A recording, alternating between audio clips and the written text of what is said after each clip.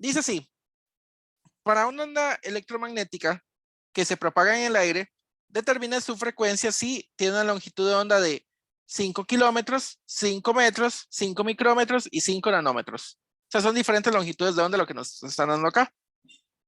Entonces nos están diciendo que la longitud de onda 1, 5 kilómetros. Si se propaga en el aire prácticamente es la misma velocidad de la luz en el vacío, así que no va a haber mucho problema. Lambda 2, 5 metros. Lambda 3, 5 micrómetros. Y lambda 4, 5 nanómetros. Nada más, haciendo uno ya hacen las otras, ¿de acuerdo? Recordándonos que la velocidad de la luz en el vacío y en el aire, porque en el aire para la luz la atraviesa como si nada, va a ser igual a lambda por F. Entonces nos están preguntando la frecuencia, ¿de acuerdo? Yo le voy a agregar algo más a este ejercicio, pero al final del ejercicio, ¿de acuerdo? Por ahora solo preocupémonos por lo que nos están preguntando. Entonces, simplemente lo que hay que hacer es despejar esto. F tiene que ser igual a C entre lambda. Entonces vamos a ver. F1 tiene que ser igual a C entre lambda 1. 3 por 10 a la 8 metros sobre segundo dividido entre lambda 1, que son 5 por 10 a la 3 metros. Se cancela y solo quedan unidades de 1 sobre segundo, que son los hertz.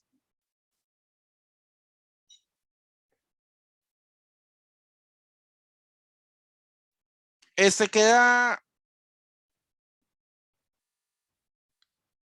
dice 60 por 10 a la 3 hertz. ¿De acuerdo?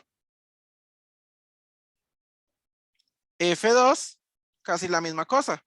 C entre lambda 2, 3 por 10 a la 8 metros por segundo, dividido entre 5 metros.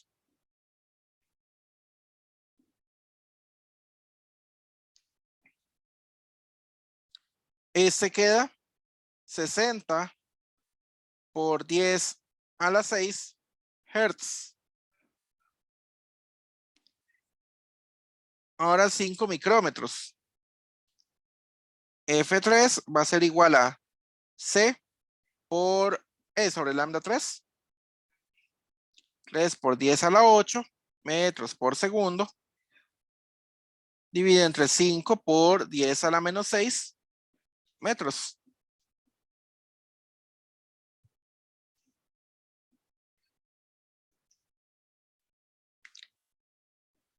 Este queda 6 por 10 a la 13 hertz.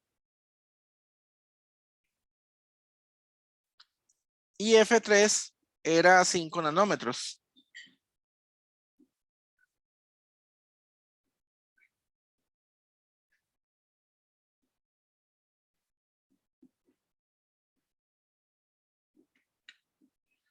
Vamos a ver cuánto queda ese. Ese queda 6 por 10 a la 16 hertz. ¿De acuerdo? Está fácil, ¿verdad? En general, los problemas de onda son muy fáciles. No son la gran cosa. El más difícil creo que fue el que hice en clase, que me la preguntó una muchacha ahora, Adriana Mora. Bueno, no sé si está ella conectada. Ahorita lo podemos ver, es el problema que ella me preguntó. Ok, yo le voy a hacer una adicional a esto. Pero se los dejo a ustedes para que lo calculen. Yo solo voy a calcular el primero. El adicional es el siguiente. Calculen omega y K.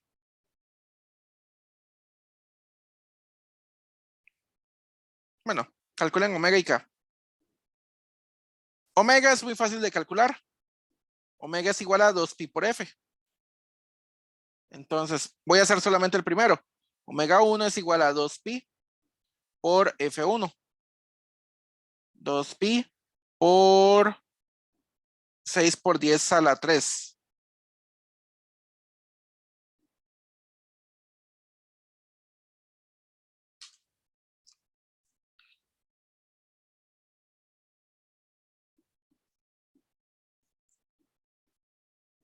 Dice que esto serían 37.7 por 10 a la 3 radianes por segundo. Les quedan a ustedes para calcular la de las demás. La K se calcula de la siguiente manera. K es igual a 2pi entre lambda. Por lo tanto, K tiene que ser K1, 2pi entre lambda 1, 5 por 10 a la 3.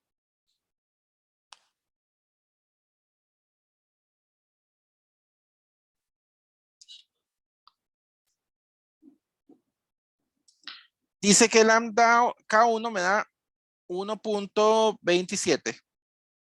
Perdón, 26 radianes por metro. Les queda a ustedes para que calculen los demás. Estos son muy sencillos. Entonces, esto es nada más como para recordar cómo calcular omega, F y K. ¿Alguna duda con este?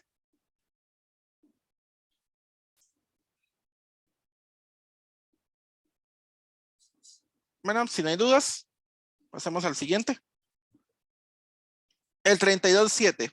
Una onda electromagnética sinusoidal con frecuencia de 6.10 por 10 a la 14 Hz viaja en el vacío en dirección Z. El campo magnético B es paralelo al eje Y tiene una amplitud de 5.80 por 10 a la menos 4 teslas. Escriba las ecuaciones vectoriales para E y para B. Normalmente nosotros hemos hecho hasta ahora que la dirección de propagación sea X positivo, no Z positivo. Eso no es ningún problema. Ustedes simplemente cambian la X por Z, ¿de acuerdo? Si el campo magnético va en Y y el campo, y la propagación va en Z, ¿a dónde tiene que ir el campo eléctrico?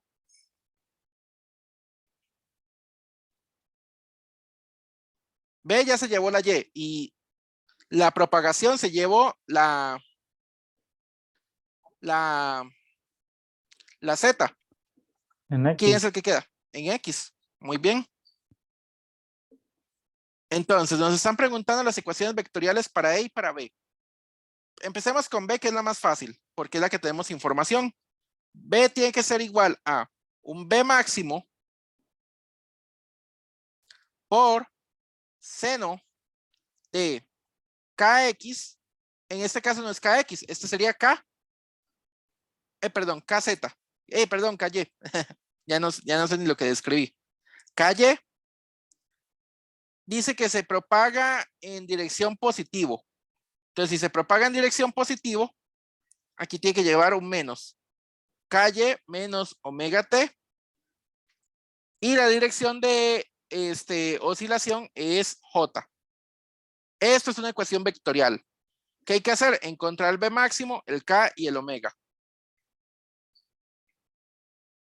¿De acuerdo?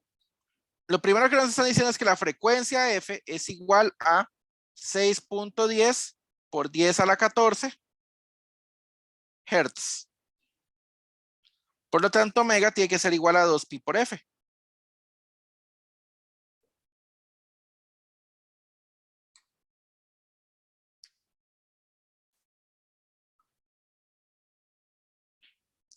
Esto queda 3.83 por 10 a la 15 radianes por segundo. Vamos con K. K tiene que ser igual a 2pi sobre lambda. El único problema, no tenemos lambda. Tenemos la frecuencia. Entonces, como tenemos la frecuencia, recordemos que C es igual a lambda por F. Por lo tanto, F tiene que ser igual a C sobre lambda. Por lo tanto, K tiene que ser igual a 2pi sobre... Ah, no, perdón. Aquí lo que tenían que poner era al revés. Lambda F. Tiene que ser igual a 2pi F sobre C. ¿De acuerdo?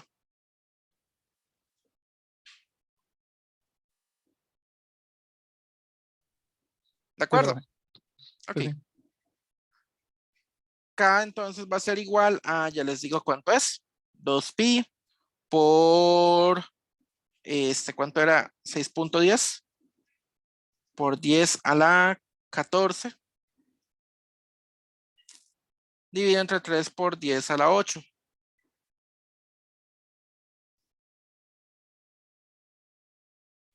La K me está dando, en este caso, 12.78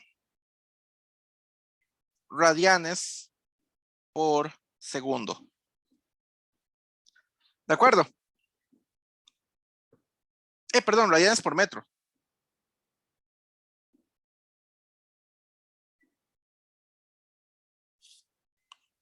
¿De acuerdo?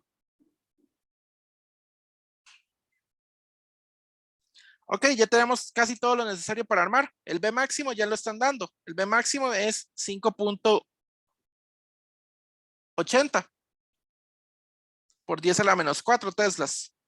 Entonces, el B vectorial, que tiene que ser igual a un B que va dependiendo de la Y y de la T, tiene que ser igual al B máximo, 5.80 por 10 a la menos 4 teslas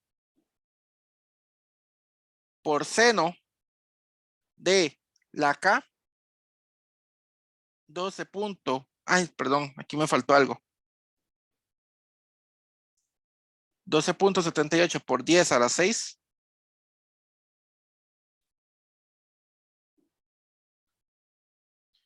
Y menos la frecuencia angular, 3.83.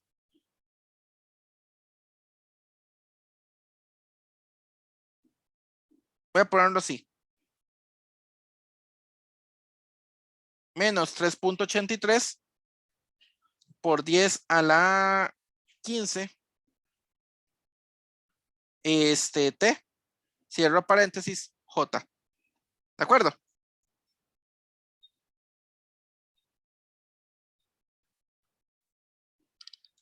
¿De acuerdo? Profe, porque es que parecía la Sí, que. profe. Ok. Esa es la ecuación vectorial para el B.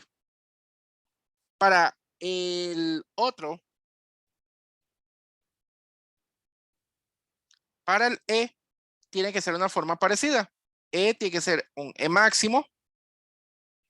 El E está variando en X, entonces seno de KX menos omega T. Y como está variando en X, tiene que ser el vector unitario Y.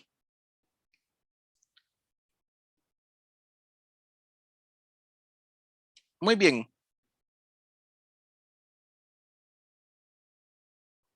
Ahora vamos a ver ese E máximo.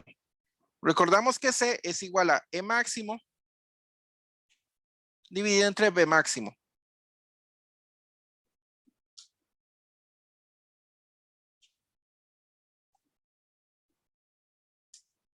¿De acuerdo?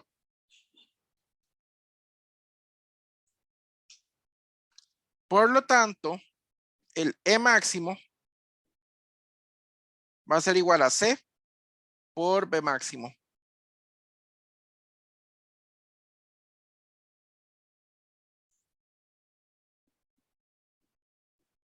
Entonces esto sería 3 por 10 a la 8 por 5.8 por 10 a la menos 4. Como todo está en el sistema internacional, no hay que preocuparse mucho por él.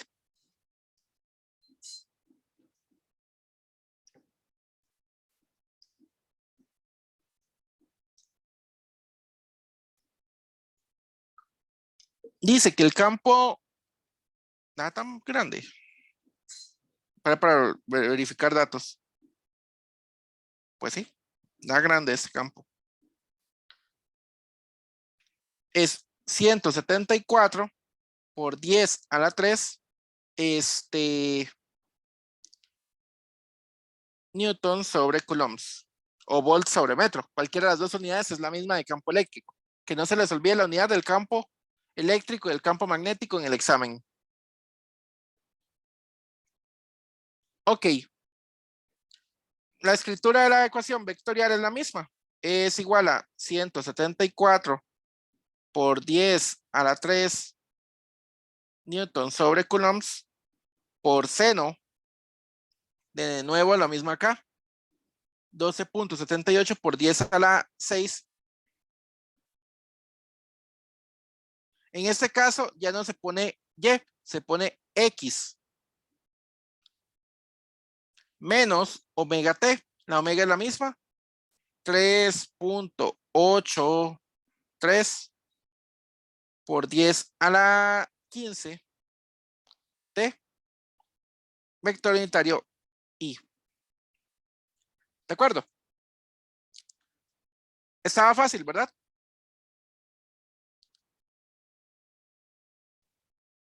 Sí, profe. No, aquí cometí un error grave. Ese Esto no no es es. X. Esto es Z. Z es la dirección de propagación. Y el omega, no, y el K no es por 10 a la 6 también. Ay, sí. Qué pereza. Esto es con Z. Disculpen por eso. ¿Cuánto era? Sí, 12.78.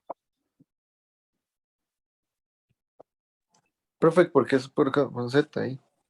Porque la dirección de propagación. Ahí cometí un error gravísimo. Acuérdense en lo siguiente. Una onda transversal. Yo lo estaba poniendo como onda longitudinal. Y eso está malísimo. Esto es onda transversal. La del campo está variando, por ejemplo, el E. Está variando en dirección X. Pero aquí está la Z. Y la Z es la dirección de propagación. ¿De acuerdo? Sí, profe, gracias. Entonces, siempre cuando es una onda de propagación tiene que ser con Z, o no siempre. Exactamente. Exactamente. Ok, Porque si le hubiera puesto aquí X, estoy diciendo que el campo varía con la altura y el campo no varía con la altura. El campo varía con la distancia de propagación. Disculpen Ajá. por eso, se me fue por completo. Lo dije al inicio bien. Dije, tiene que venir con Z y luego lo puse mal. Esto es Z. Uy, esto es el hambre, que ya no he almorzado. Esto es Z. Disculpen por eso. ¿De acuerdo?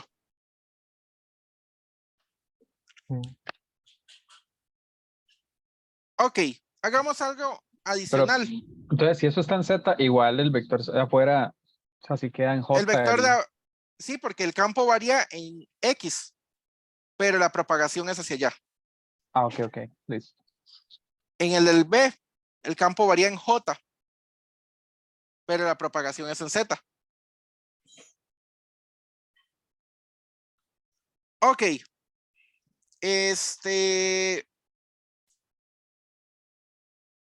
Hagámosle un adicional a este ejercicio.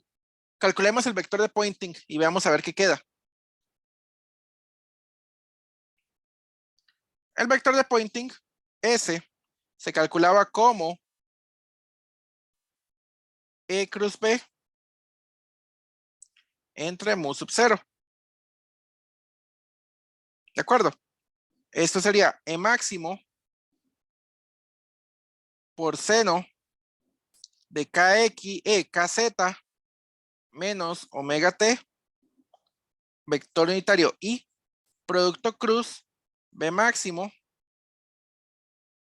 por seno de KZ menos omega T J. Todo dividido entre mu sub 0. Por lo tanto, el vector de Poynting tiene que ser igual a E máximo por B máximo por seno cuadrado de KZ menos omega T por I cruz J. Entremos sub 0. Esto es E máximo. Es más, voy a hacerlo así.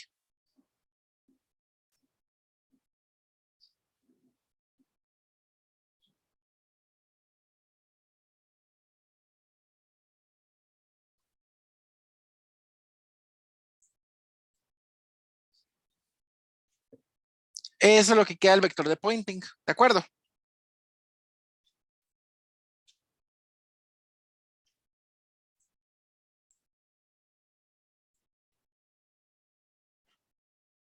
¿De acuerdo?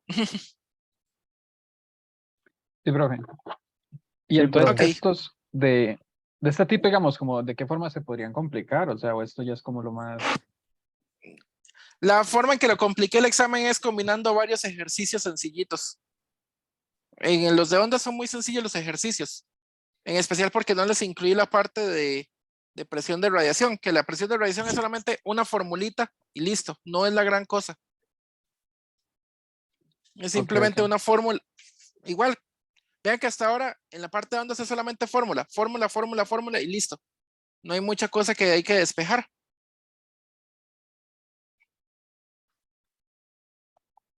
Ok. Hagamos este. El 32.8. El campo eléctrico de una onda electromagnética sinusoidal obedece la ecuación, nos dan la ecuación menos 3.75 volts sobre metro, seno de 5.97 por 10 a la 15 radianes por segundo T más 1.99 por 10 a la 7 radianes sobre metro X. ¿Cuáles son las amplitudes del campo magnético y eléctrico de la onda? B. ¿Cuáles son la frecuencia, la longitud de onda y el periodo de la onda? ¿Es esta luz visible para los humanos? ¿Y cuál es la rapidez de la onda? Ok. Vamos a ver. Primero saquemos el E máximo. El E máximo, ¿cómo lo leemos?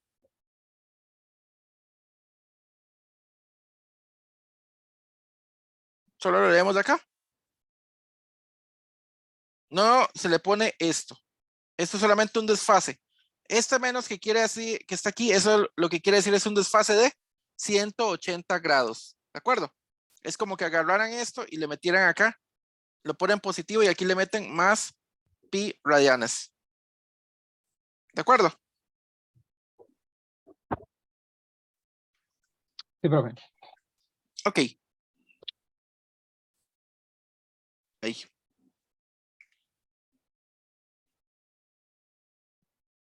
Bueno, aquí lo ponen en volt sobre metro. Pero recuerden que Newton sobre coulombs es igual a 1 volt sobre metro. La misma unidad. Ok, el C era igual a E máximo sobre B máximo.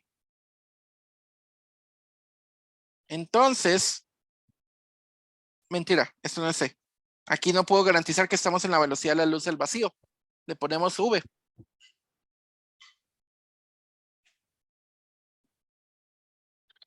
No, perdón. Esto siempre se cumple a pesar de no estar en el vacío.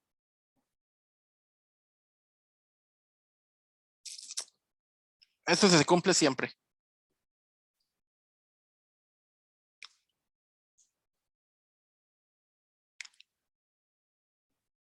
Ok, esto siempre se cumple. Entonces vamos a ver. B máximo es igual a E máximo sobre C. El B máximo sería, por lo tanto, 375 dividido entre 3 por 10 a la 8.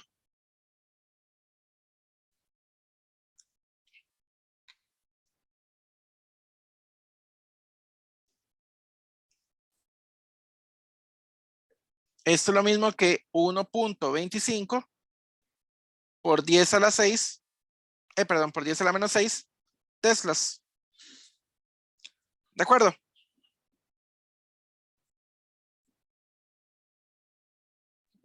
Sí, profe. Sí, profe. ¿Sí? Ok, ¿cuáles son la frecuencia, la longitud de onda y el periodo de la onda? Ok, esto lo leemos de acá. Copiémoslo de nuevo. El E va a ser igual a menos 375 seno o coseno. Seno. De 5.97 por 10 a la 15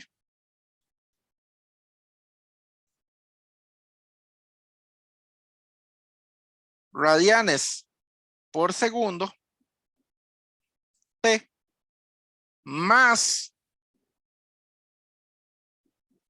1.99 por 10 a la 7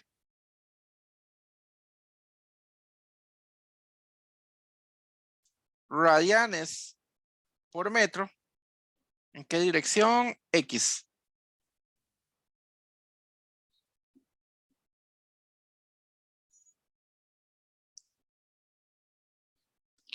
Ok, ese es el campo.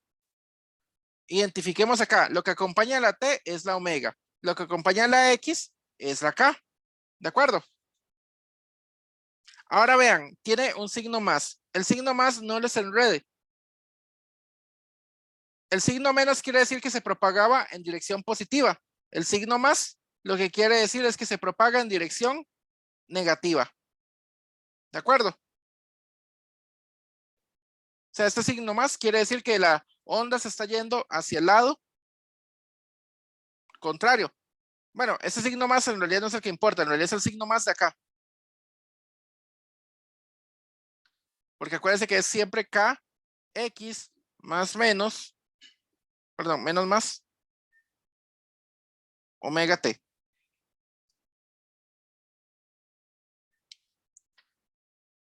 Y muy importante, este de acá, lo que quiere decir es un desfase de pi radianes. O sea, es como si yo quitara el menos de ahí y le agregara una fase de al puro final de más pi. ¿De acuerdo?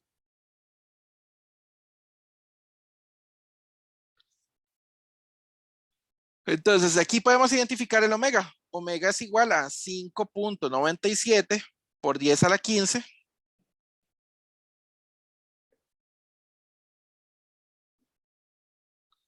radianes por segundo.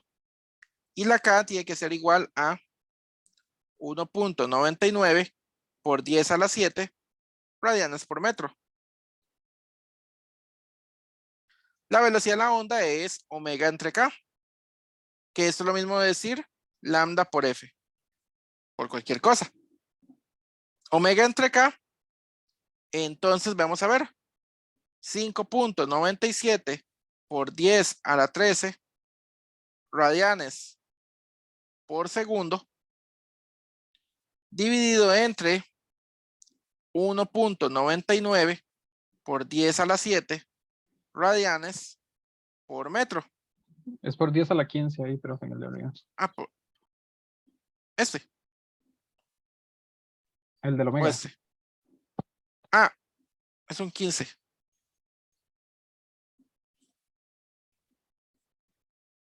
Gracias. El del casi era 10 a la 7. Sí, eso Sí. sí. Muchas gracias. Vamos a ver cuánto queda eso.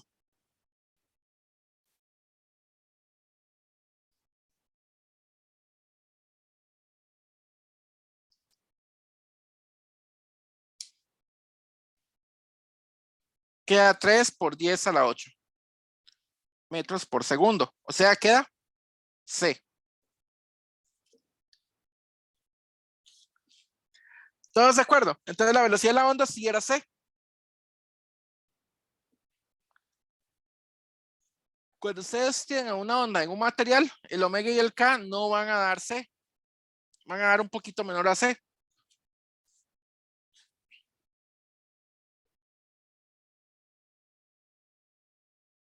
Vamos a ver. Nos están preguntando la frecuencia, la longitud de onda y el periodo de la onda. No nos estaban preguntando tanto si, bueno, ya sacamos la rapidez de la onda. Pero saquemos la frecuencia, la longitud y el periodo. Entonces vamos con la frecuencia. Omega es igual a 2pi por f. Por lo tanto, f tiene que ser igual a 2pi sobre omega. Perdón. Ese sería el periodo. Sería omega sobre 2pi. 5.97 por 10 a la 15 sobre 2pi. Vamos a ver cuánto queda.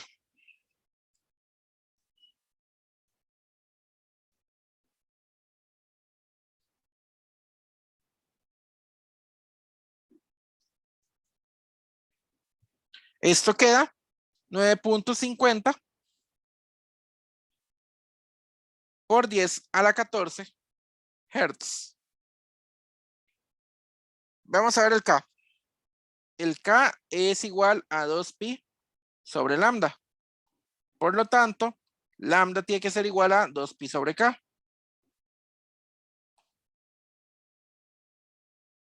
Dos pi sobre 1.99 por 10 a la 7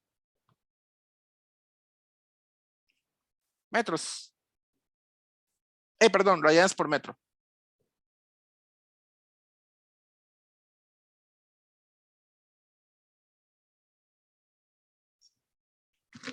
Por lo tanto, lambda tiene que ser igual a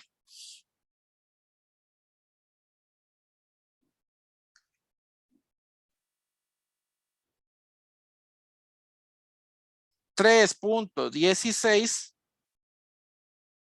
por 10 a la menos 7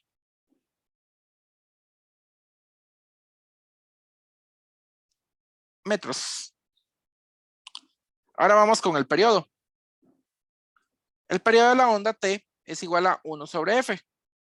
Ya tenemos F, entonces vamos a ver cuánto da.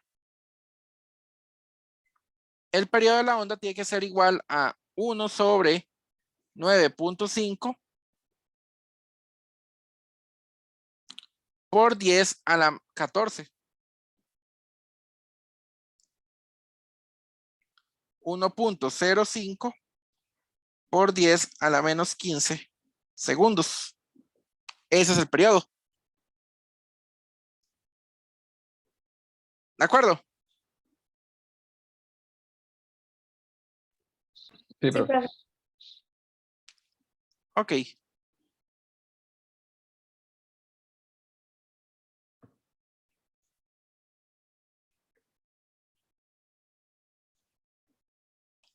Muy bien.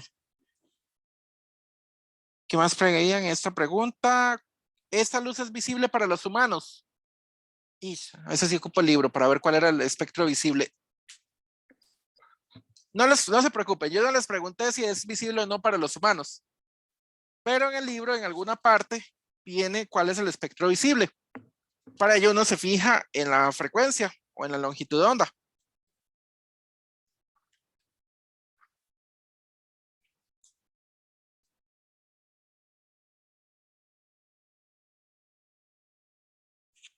Vamos a ver, en el capítulo de ondas es donde debería aparecer el espectro.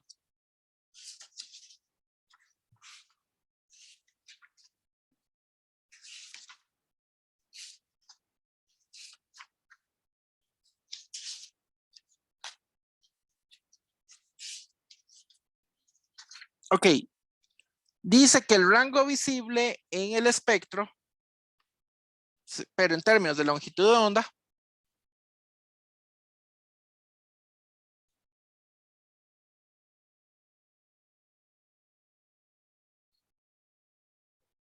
vamos a ver, el rango visible dice que anda entre los 700 nanómetros, que esto es de color rojo,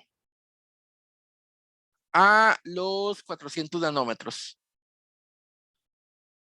que esto es violeta. Entonces, es esta luz en este rango. Pongamos esto en nanómetros.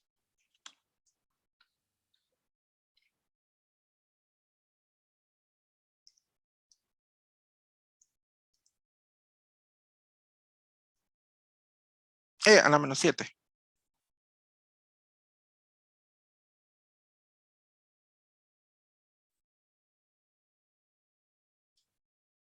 Eso está dentro del rango.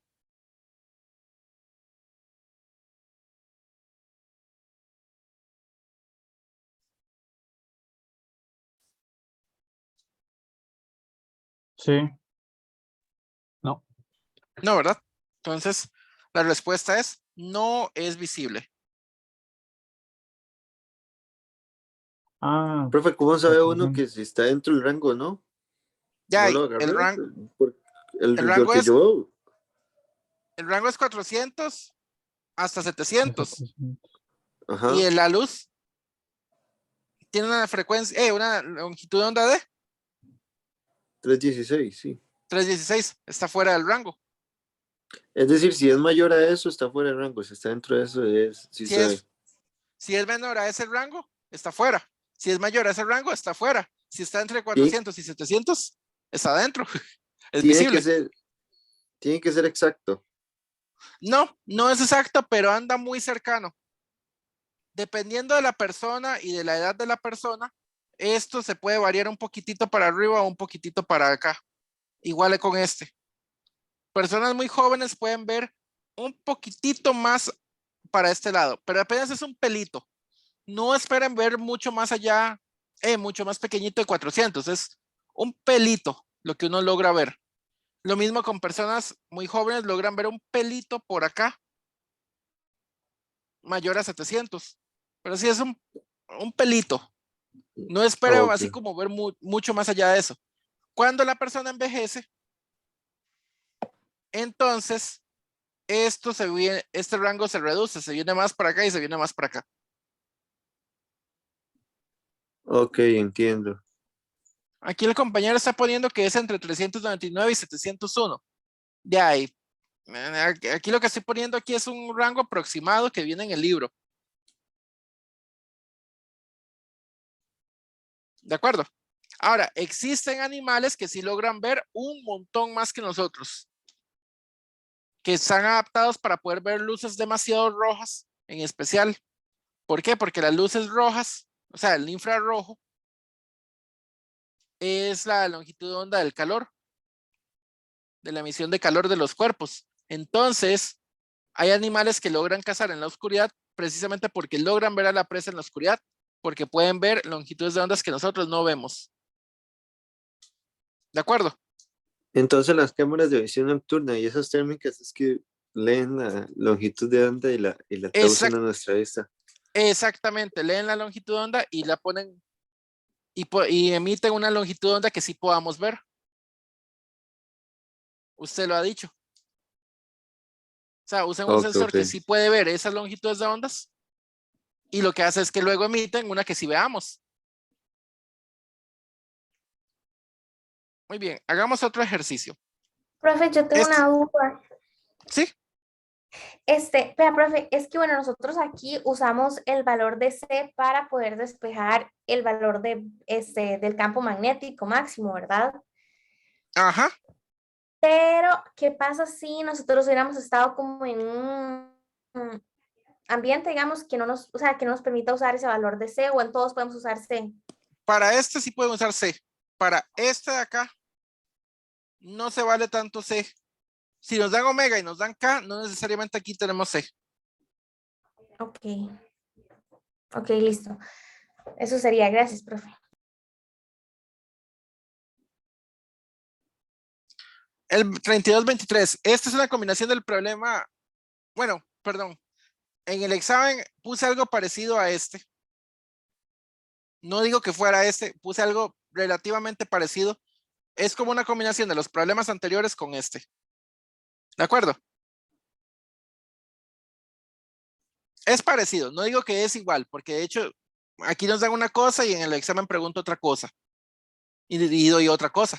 pero al final de cuentas va muy relacionado este problema con el del examen. Una fuente de luz monocromática con una potencia de salida de 60 watts irradia luz uniformemente en todas las direcciones con una longitud de onda de 700 nanómetros. Calcule el campo eléctrico máximo y el campo magnético máximo para la luz de 700 nanómetros a una distancia de 5 metros de la fuente. ¿De acuerdo? Entonces, vean lo que nos están diciendo. Nos están dando la potencia promedio de salida.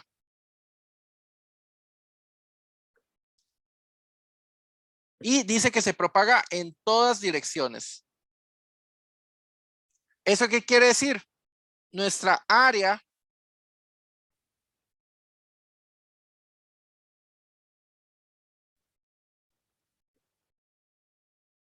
es todo esto.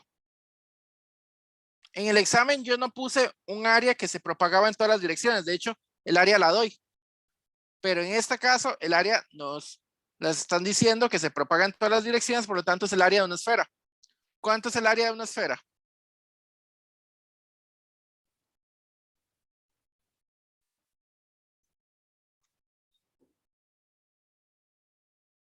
Ustedes tuvieron que haber llevado física el semestre pasado y tuvieron que ver áreas de esferas.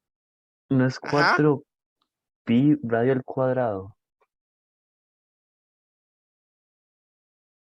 Muy bien. Esta error me quedó muy fea. 4 pi por r al cuadrado. Muy bien.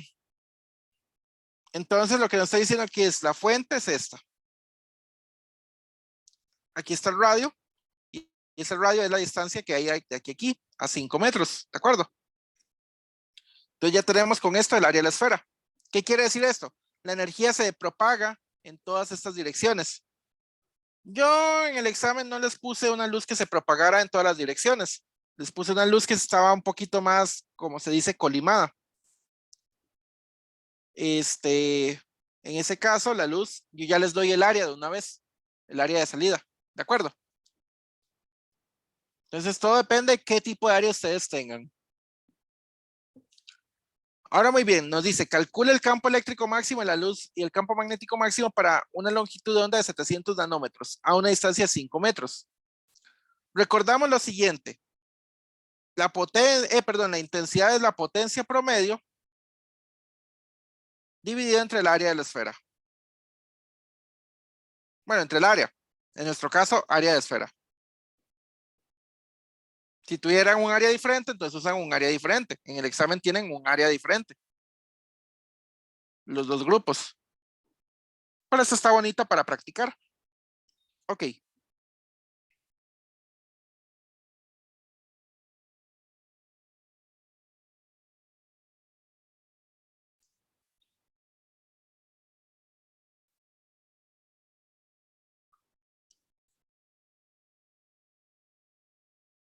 Ok.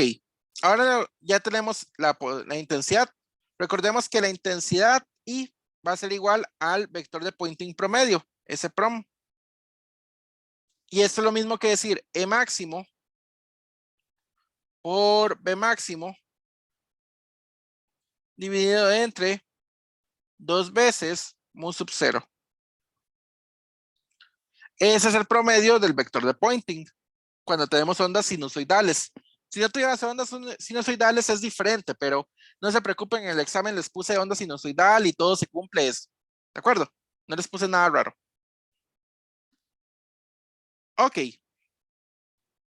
Por lo tanto, esto tiene que ser igual a la potencia promedio sobre 4 pi r cuadrado.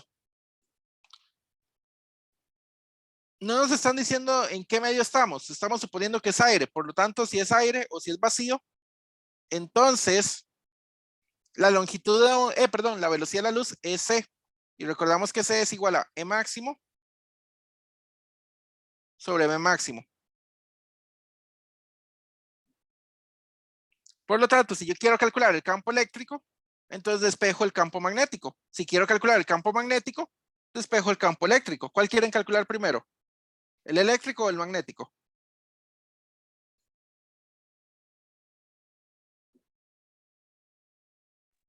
El eléctrico. El eléctrico. Entonces despejamos B. B max es igual a E max entre C. Por lo tanto,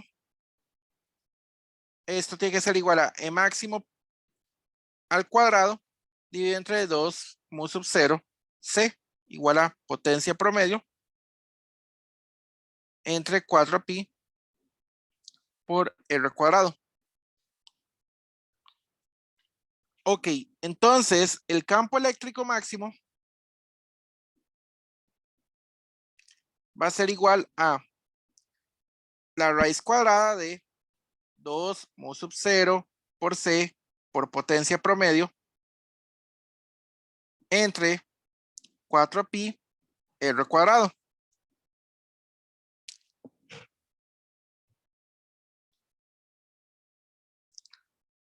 ¿De acuerdo? Entonces esto es 2 por 4pi por 10 a la menos 7 por 3 por 10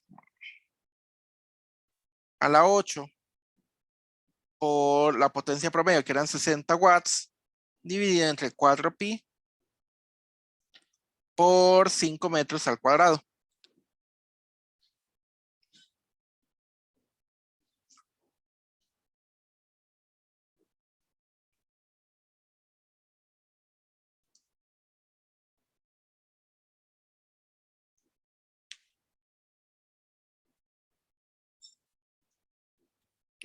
Según mi calculadora, esto me da exactamente 12 volts sobre metros. ¿De acuerdo? Según mi calculadora, no sé, ustedes revisen por si yo metí algo mal en la cálculo.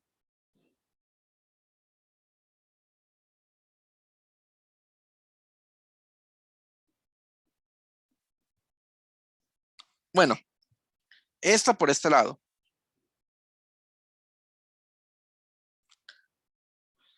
Ahora vamos a ver, ¿qué me queda? Sí, a mí me da igual, pero Ok, perfecto.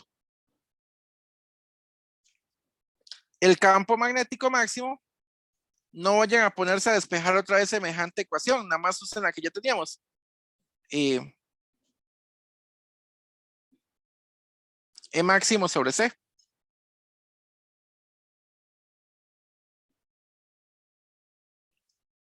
$12 dividido entre 3 por 10 a la 8. Esto lo que debe quedar es 4 por 10 a la menos 8 teslas.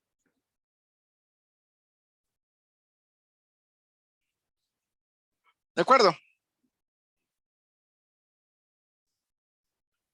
Sí, profe. Calcule el campo eléctrico máximo, el campo magnético máximo para esa luz. Vean que no ocupábamos para nada la longitud de onda. La longitud de onda no estaba influenciando en este problema.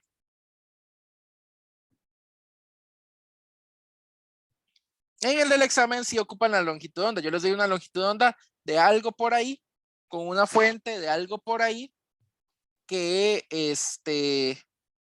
hace algo por ahí. Los 12 exámenes tienen preguntas diferentes, eso sí. Fuentes diferentes, preguntas diferentes. Pero a final de cuentas, las dos preguntas son parecidas a esta. Una combinación de esta con las anteriores. ¿De acuerdo?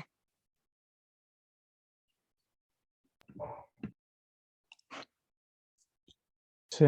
Y se hacen rápido esto, digamos, El compañero, ¿cómo es que se llama? Que me solicitó un problema de un campo de autoinductancia con un campo creo que fui variable. yo, profe. Ok. Sí tengo uno para que tenga en cuenta, pero Ok. no es un problema de autoinductancia. Pero digamos, De hecho, el hecho del campo, sí, eso sí. ok. El problema que tengo no es de autoinductancia, pero puede ser una parte parecida. Ok, ok. Ok, vamos a ver. Supongamos que usted tiene un circuito de la siguiente manera.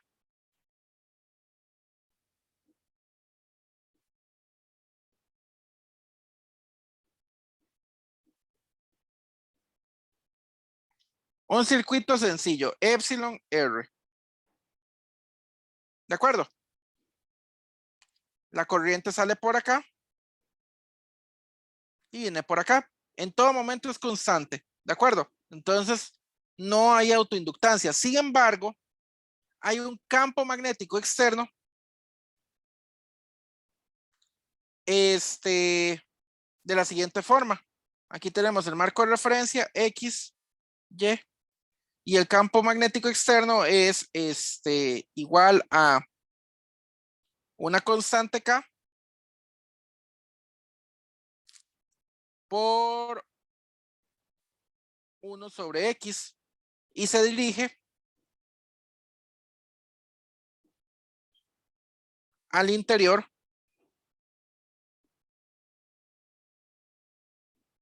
de la página. ¿De acuerdo? O sea, es un campo magnético que está viendo así.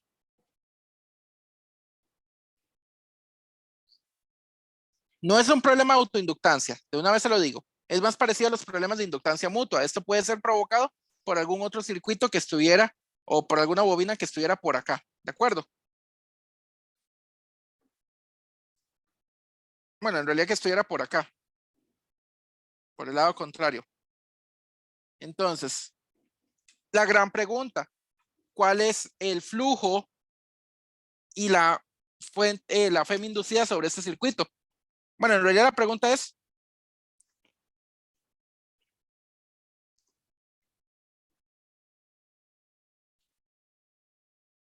¿cuál va tildado en la A? No, iba tildado en la U, ¿verdad? No hay la. ¿Esa es la A? La, Ay, que tengo tanto tiempo haber salido de español que ya ni me acuerdo. No, no es la en la L, pero ¿Cuál es la FEM inducida?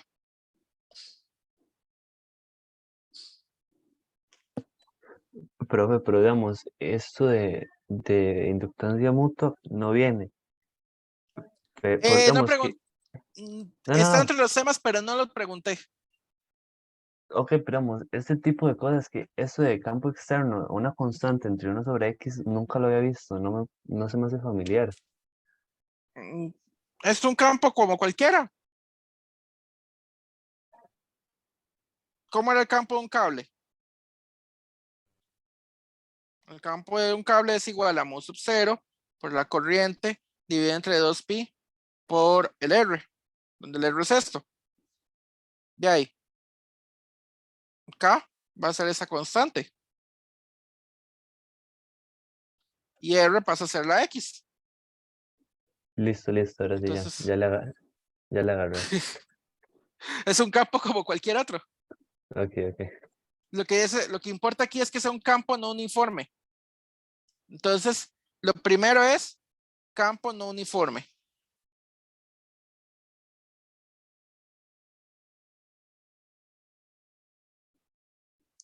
Entonces, como este es un campo no uniforme, ¿qué es lo que está pasando acá? Entonces va a haber un flujo. Entonces podemos calcular el flujo magnético. Ahora muy bien, el flujo lo tenemos que dar en términos de las dimensiones del circuito.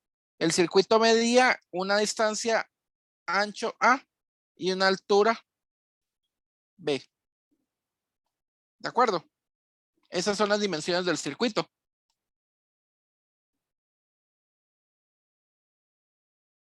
Entonces, cuando el circuito es influenciado por esto, va a tener un flujo magnético de la siguiente manera.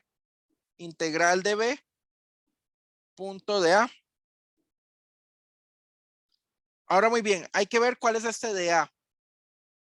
El campo está variando en dirección Y.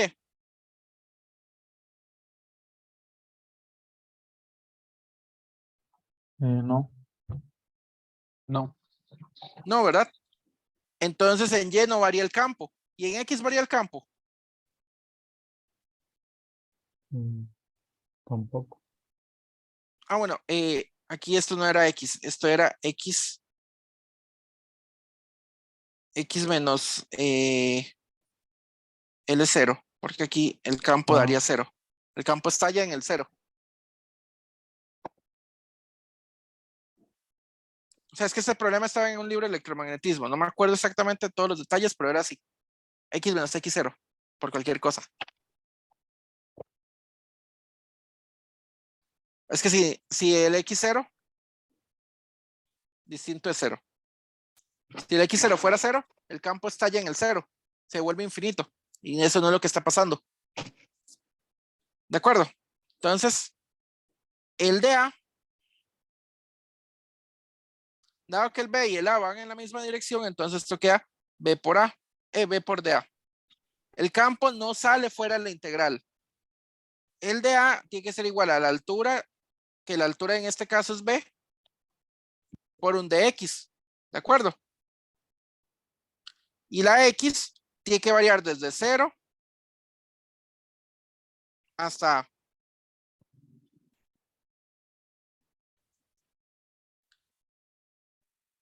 ¿De acuerdo? Entonces el flujo magnético es igual a la integral de K sobre X menos X0,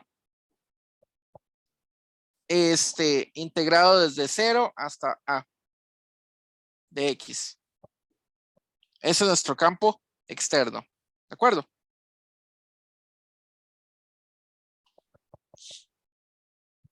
Entonces, esta integral, lo que queda es, ¿qué cosa? Ahí no es B de X. La K sale fuera de la integral. Integral de 0 hasta A de X entre X menos X0. ¿Cómo integramos eso?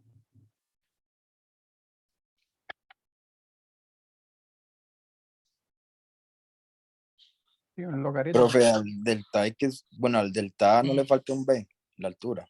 Ay, sí, perdón. Perdón. Tiene toda la razón. Faltaba la altura B.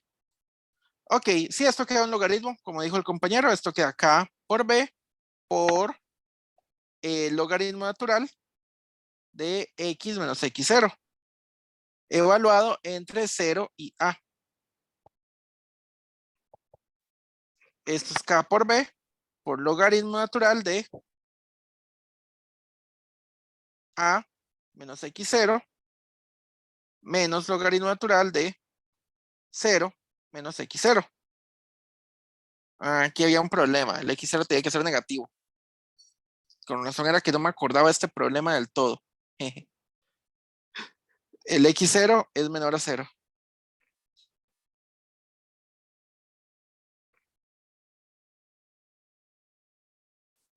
Por cualquier cosa, el X0 es menor a 0. Porque si no, esto se indefine.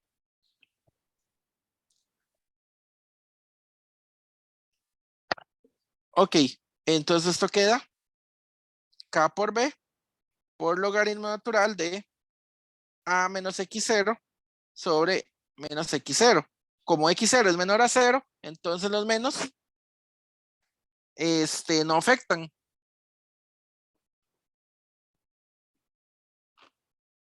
Uno le puede dar vuelta. X0 menos A entre X0. Al final de cuentas, lo que está ahí adentro es positivo. O usa la otra versión. La versión de que aquí eran con valores absolutos. Bueno, técnicamente aquí debimos haber usado valores absolutos. Para evitarnos este problema. Porque igual el X0 puede ser positivo o negativo. Simplemente uno tomaba valor absoluto. Sí. Uno tomaba valor absoluto. El valor absoluto quitaba todo el problema.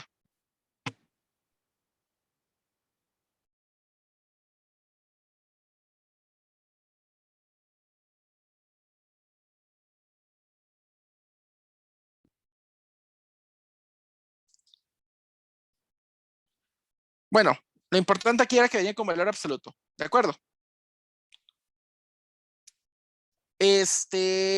Ya, eso sería el flujo. ¿Alguna duda con eso?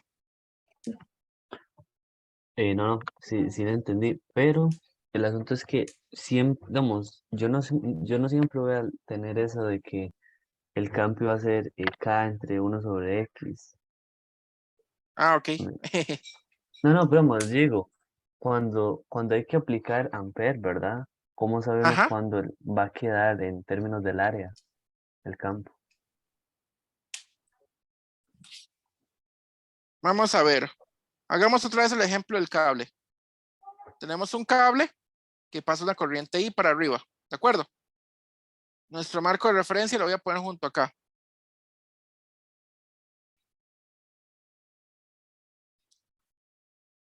Esto es más parecido a un problema de autoinductancia. Y tenemos aquí una bobina.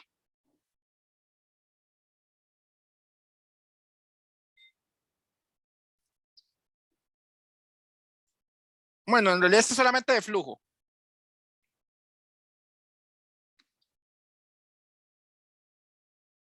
Una bobina, esto es solamente flujo, porque aquí no va a haber variaciones en el tiempo. Recuerde que es importante tener campo que también varíe en el tiempo. ¿De acuerdo? Entonces, la idea es calcular el flujo en este lugar. Entonces, ¿cómo uno calcula el flujo? Bueno, el flujo uno lo calcula primero calculando el campo eléctrico, perdón, el campo magnético. El campo magnético iba haciendo vueltitas sobre esto. Bueno, aquí está mal puesto, mala escala.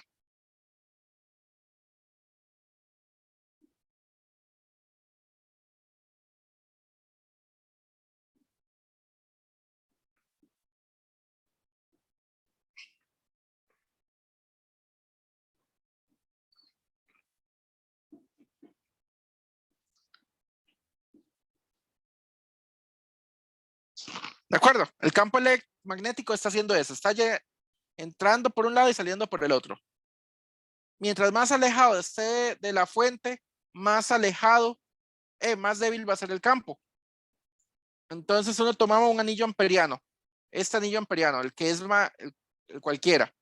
Si aquí hay una distancia A y de aquí a aquí hay una distancia B, entonces nosotros lo que vamos a hacer es lo siguiente. Tomamos el anillo amperiano de una distancia intermedia entre A y B. Para un R que esté entre A y B, tomamos un anillo amperiano. Entonces la integral de B producto punto de A es igual a mu sub 0 por la corriente encerrada. Entonces esto es igual a B por 2pi por R igual a mu sub 0 por la corriente, en este caso R. El B va a ser simplemente mu sub 0 por la corriente entre 2pi por R. ¿De acuerdo? Como el campo magnético está entrando en la pantalla, estamos viendo que el campo magnético está haciendo esto, bolitas entrantes.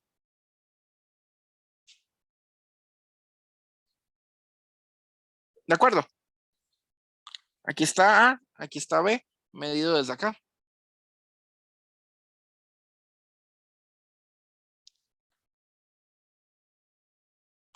Ok, el campo está variando solamente en dirección X, por lo tanto esta R se convierte en ¿qué? En un X. ¿De acuerdo?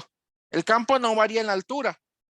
Entonces, como el campo no varía en la altura, nuestro dA tiene que ser igual a la altura, que no le puse una altura. Voy a poner una altura H. H por dx.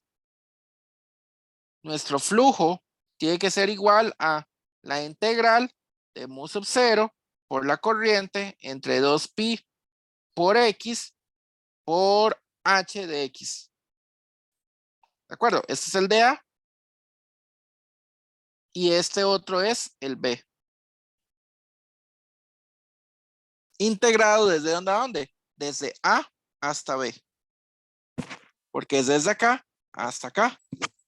donde nos interesa calcular ese flujo magnético.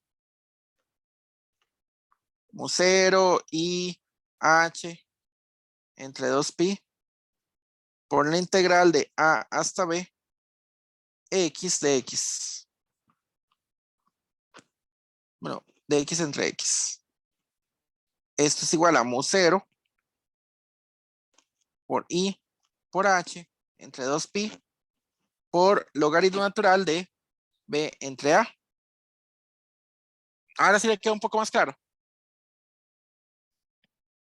Sí, y ahora sí, vamos, es como ese tipo de cosas que se van moviendo o algo así. Ujú, exactamente.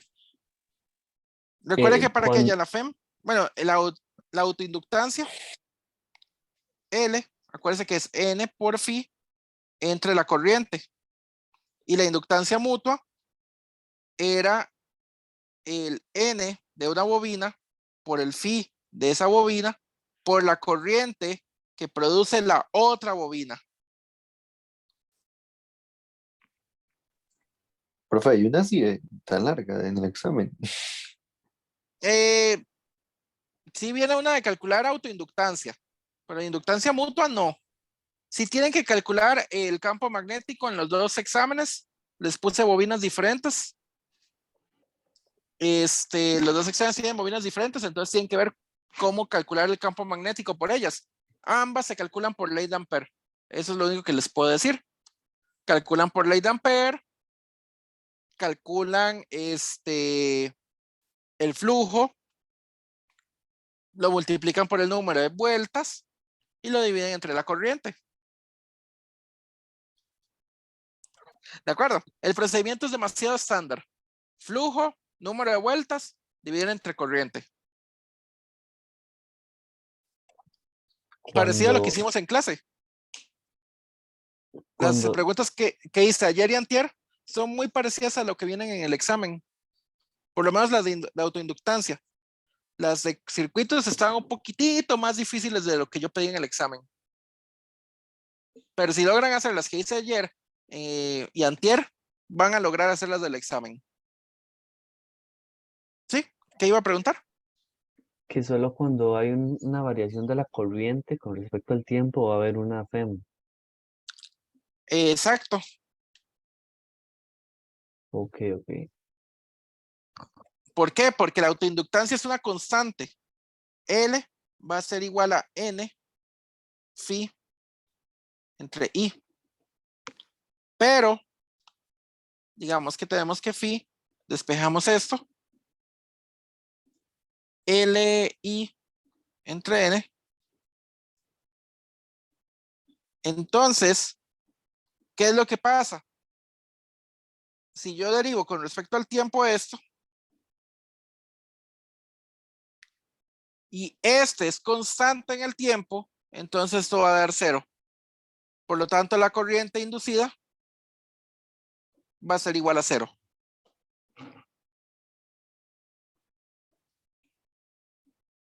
Uno tiene siempre la autoinductancia, pero si la corriente que le estaba pasando no era constante o el campo magnético que le estaba pasando no era constante, entonces, perdón, es constante, entonces no va a haber campo, no va a haber autoinductancia y no va a haber nada. O sea, tiene que tener variaciones en el tiempo, ¿de acuerdo? Por eso es que uno llega a la relación que el delta V de un inductor es igual a L por la derivada de la corriente. Ya cuando se absorbe la N está absorbida por alguna de todas las constantes. Mentira, la N tenía que venir con este.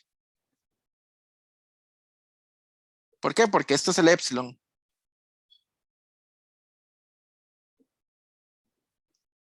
¿De acuerdo? Ok, ok. Perfecto. Solamente cuando hay cambios en el tiempo es que empieza a afectar el inductor. El inductor no afecta cuando hay cosas constantes. Por eso el inductor, cuando ustedes dicen, ya ha pasado muchísimo tiempo, el inductor se comporta como un cable cualquiera. ¿De acuerdo? Porque ya no afecta el inductor más al circuito.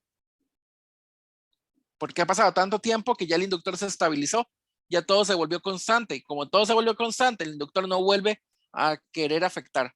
Hasta que no haya un cambio brusco en el circuito, el inductor no volverá a afectar el circuito como tal.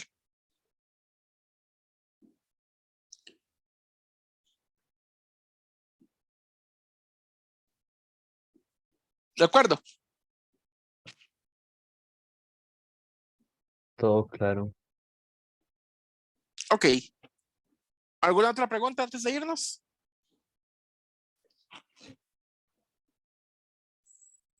Todo bien, profe. No, todo bien, profe. Nos Está vemos bien. mañana, lastimosamente. No, el examen está fácil. Los dos exámenes Siempre están dicen muy eso los fáciles. profesores. Más los de física. Vea, vayan con calma. Primera pregunta, autoinductancia para los dos grupos. Segunda pregunta, circuito RL para los dos grupos. Un circuito diferente, eso es nada más la cosa. Les pido preguntas diferentes. Tercera pregunta, circuito RLC en corriente alterna. Cuarta pregunta, algo de ondas. Cuando es autoinductancia, bueno, calcula el flujo calcula el campo magnético, luego el flujo magnético y luego lo divide entre la corriente. Si es circuito RL, usa el resultado conocido de la corriente, ya sea modo carga o modo descarga. RLC en corriente alterna, usa fasores. Tienen que dibujar diagramas fasoriales. Pero ya ustedes saben dibujar diagramas fasoriales. Y el de ondas, bueno, y buscar la formulita apropiada. El de ondas es muy fácil, son solo formulitas. Es más, yo creo que ni siquiera les pregunté a ninguno de los dos grupos calcula el vector de Poynting como tal. No me acuerdo, yo creo que no les había preguntado eso. Profe, Sí, para el RL, digamos, ya tenemos las fórmulas con la de descarga y la de carga, ¿verdad? sí, Entonces, cuando uno llega a la ecuación diferencial, uno ya ve lo que tiene y puede y asumir la compara. fórmula. Exactamente. Ustedes no tienen que integrar, solo tienen que identificar muy bien. Es más, ni siquiera tienen que llegar a la ecuación diferencial. Si identifican muy bien cada parte del circuito, pueden encontrar rápidamente qué es lo que tenemos en el circuito. Por ejemplo, que tuvieran dos resistores en serie. Ya hay dos resistores en serie y un inductor y una fuente. Lo que hacen es que suman los resistores. La R que debe aparecer ahí es la R equivalente. ¿De acuerdo? ¿De Ok, acuerdo? ok, entiendo. Ok. Sí, bueno, profe, creo que ya Bueno, terminamos, ¿ah? sí, ya terminamos. Bueno, profe, muchas gracias. Bueno, Muchas gracias, profe, por haber. Eh, profe, ¿puedo hacer una pregunta? Perdón. sí, claro. Digamos, si yo tengo un circuito RLC en serie y me piden el voltaje entre el inductor y el capacitor, o sea, no es sumar los dos voltajes, es que yo vi en el solucionario Se como suman que los fasorialmente. restaban. ¿Ah? Se suman fasorialmente. Bueno, es que yo vi el solucionario como que lo restaban y lo dividían entre raíz de 2, algo así. Esa que usted está sacando es la RMS. Mucho cuidadito. Ah, Se ya, tiene ya. esto.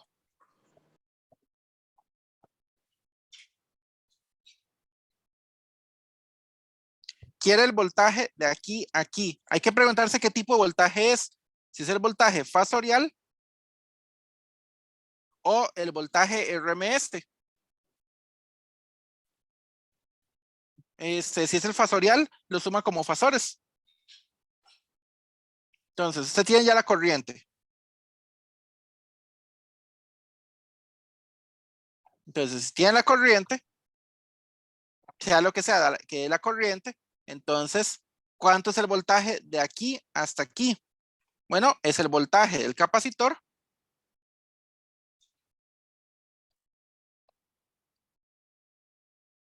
más el voltaje del inductor. Pero el voltaje del capacitor es el ZC por la corriente, más el voltaje del inductor, que es ZL por la corriente. ¿De acuerdo? Por pura ley de Ohm. Recuerde que cuando ustedes siguen cosas de corriente alterna, todo sigue la ley de Ohm. ¿De acuerdo? Solamente que el precio que uno paga, el Z es complejo. ¿De acuerdo? Entonces usted nada más suma esto como si fueran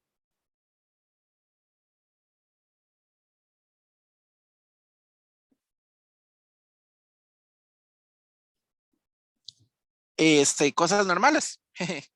Esto sería igual a J por, bueno, vamos a ver cuánto queda esto.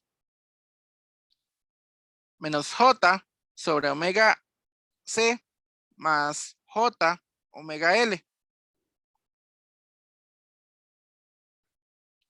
La J sale a factor común, omega L menos 1 sobre omega C. Esto es lo mismo que haber dicho J por XL menos XC. Y, ¿de acuerdo? Probablemente eso fue lo que usted vio. Sí, fue eso, profe, gracias. Entonces, si este es el delta V fasoria, perdón, el delta RMS, entonces quítele la J. En el RMS ya no aparece la J. No van a aparecer fasores. Son cantidades promedio. Entonces, la cantidad promedio va a ser el XL menos el XC por la corriente RMS. Esto es constante. La corriente es la única que variaba. Por lo tanto, la corriente pasa a ser RMS. Esto variaba. Este pasa a ser RMS. ¿De acuerdo? El XL y el XC son constantes y la J se desaparece. ¿De acuerdo? Cuando uno pasa el RMS. Esto fue lo que probablemente usted vio. Entonces, esto sería el delta V del C RMS menos el del L menos el delta V del C RMS. Eso fue lo que usted vio, ¿verdad? Sí, profe. Bueno, antes le ponían el raíz de 2 solo para pasarlo, sí. Sí, pero es que yo ya le dije, el delta V RMS es delta V máximo entre raíz de 2. Ese es un promedio Sí. especial. Sacan el máximo y le buscan la raíz de 2 y lo dividen entre raíz de 2. Es un promedio muy especial. ¿De acuerdo? Sí, profe, gracias. Ok, con gusto. Ya, eso era todo. Bueno, voy a parar la grabación en este momento.